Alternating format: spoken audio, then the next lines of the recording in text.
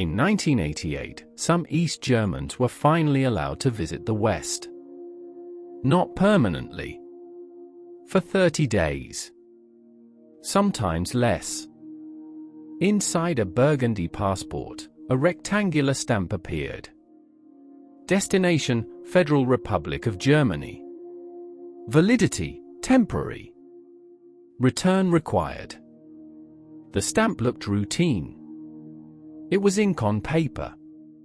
But behind that small rectangle was a calculation. The state believed you would return. Travel inside East Germany already required documentation. Your address was registered. Your employment recorded.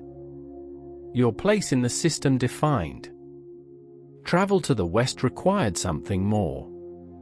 Political trust.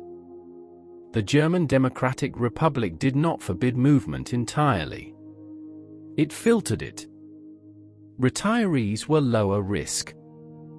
Visits for family emergencies were easier to justify.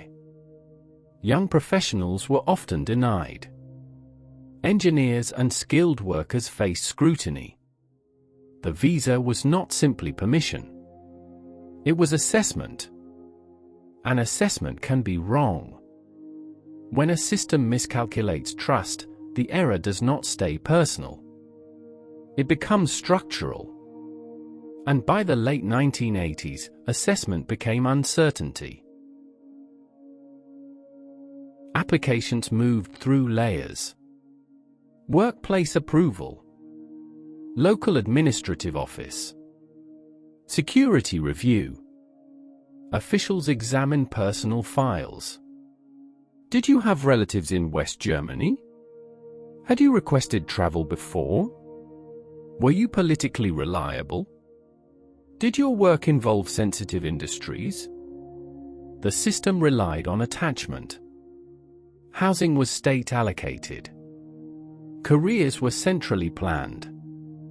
Access to education depended on loyalty records. Leaving meant losing more than geography. It meant losing position. Temporary travel functioned as controlled release. Short visits. Defined timelines. Monitored entry and return. Each approval signaled calculated confidence. Each denial reinforced limits. The model assumed that stability outweighed curiosity. That assumption had never been tested at scale. It had only been tested in isolation. A few travelers at a time. A few comparisons at a time. For decades, that assumption held. By the mid-1980s, external signals changed the equation. Western television signals crossed the border. Relatives sent letters describing consumer abundance. Comparisons became harder to ignore. Exposure no longer required crossing physically. It was already present in living rooms. The travel visa now represented something different. Not curiosity. Contrast. Before approval, there was waiting. Applications could take months. Some were delayed without explanation. Others were rejected without appeal. The process created hesitation. Citizens weighed the consequences of applying. A denied application could be noted. Repeated requests could raise suspicion. Some families applied strategically. An elderly parent would request permission first. If approved, younger relatives might follow. If denied, the attempt would pause. The waiting itself became structural pressure. Conversations moved from private to cautious. Workplace supervisors became informal gatekeepers. Travel was no longer a simple desire. It was a visible act.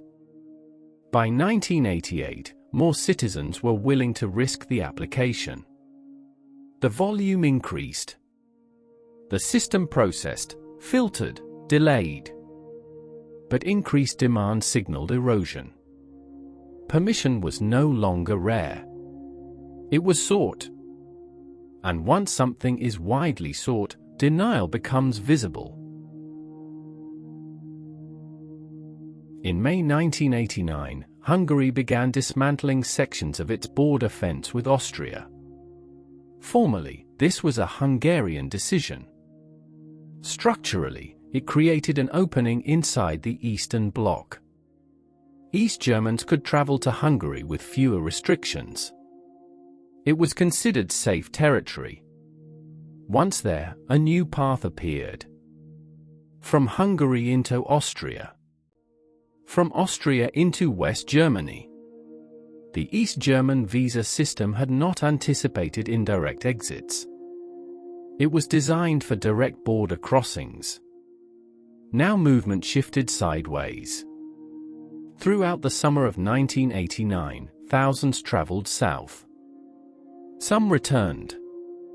Many did not. Return rates declined. Temporary visas became pathways. The administrative model strained. At the same time, the West German embassy in Prague filled with East German citizens. They entered Czechoslovakia legally. Then they sought exit through diplomatic grounds. Embassy courtyards became visible pressure zones. Each case required negotiation. Each departure required coordination. The problem was no longer isolated individuals. It was accumulation.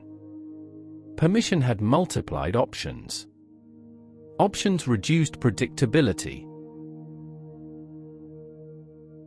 By autumn 1989, applications surged. Entire families applied together. Young adults who would have been denied years earlier now submitted requests.